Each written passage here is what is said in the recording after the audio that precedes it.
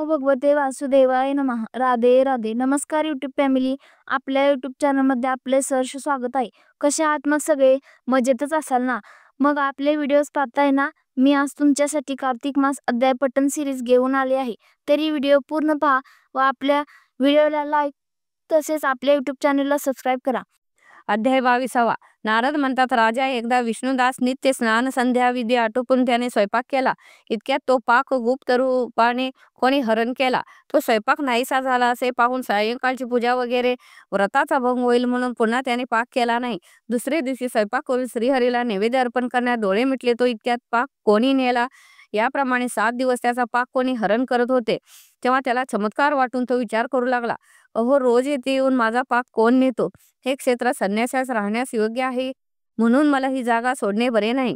जर मी पुन्हा पाक करून जेवावे तर संध्याकाळची पूजा नियमाचा भंग होईल. तो कसा करावा? पाक करून तत्काल भोजन करावे तर हरीला अर्पण केल्याशिवाय वैष्णवाने भोजन करू नये. आज 7 दिवस मी उपोषण करून व्रतस्थ राहिलो. आता मात्र आज पाक करून त्याचे चांगले रक्षण करतो, असे चिंतन करून त्याने पाक केला व आपण दडून बसला. इतक्यात एक चांडाल पाक चोरून नेण्यास टपून बसलेला पाहिला. तो अतिशय क्षुधेने व्याकुळ, दीन वदन, हाडे व कातडे उरले आहे, इतका क्रूश असा पाहताच त्या ब्राह्मणाला त्याची दया आली. तो अन्न घेऊन जाऊ लागला.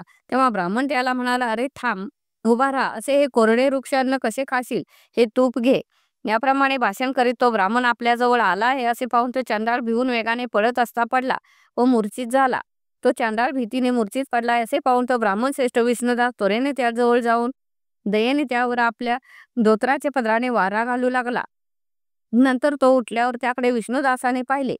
चक्र गदा धारण करणारे साक्षात नारायण दिसले. पितांबरधारी चतुर्भुज, श्री वच्चांकित किरीट कुंडले, कौस्तुभमणी धारण करणारे, जवसाचे फुलाप्रमाणे श्यामवर्णी हृदयावर कौस्तुभ झळकत आहे असे प्रभू त्याने पाहिले. विष्णू दर्शन झाल्याबरोबर अंगावर रोमांच, आनंदाश्रू इत्यादी सात्विक भावामुळे त्या ब्राह्मणाला स्तुती व नमस्कार करण्याचे सुचेना. नंतर इंद्रादिक देव तेथे आले. गंधर्व अप्सरा नाचू गाऊ लागल्या. शेकडो विमानाने देव ऋषी यांच्या समुदायाने व गीत वाद्य यांच्या घोषाने ते स्थान व्यापून गेले.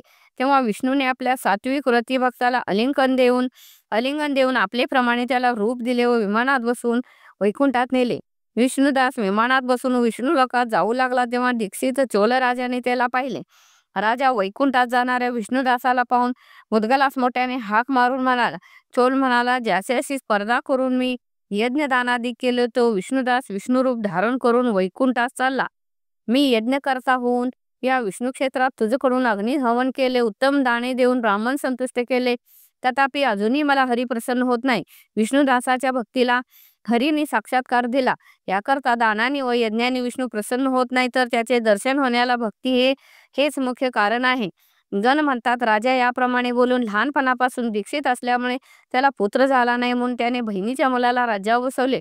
अद्याप त्या देशात चोळ राजाने नियम केल्याप्रमाणे तेव्हापासून राजाच्या बहिणीच्या मुलालाच राज्य मिळते.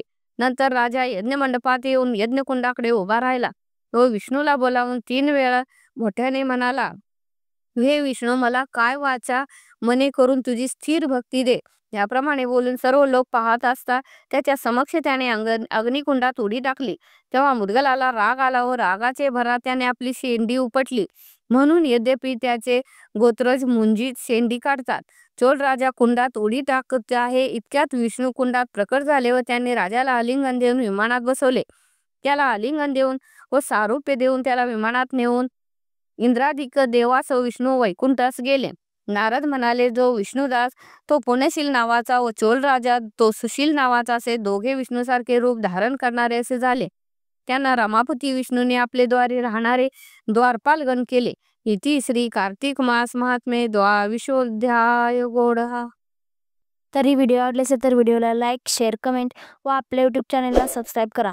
तसेच बेल आयकॉनवर क्लिक करा, जेणेकरून आपल्या नवीन व्हिडिओची नोटिफिकेशन तुम्हाला सर्वात आधी येईल. राधे राधे.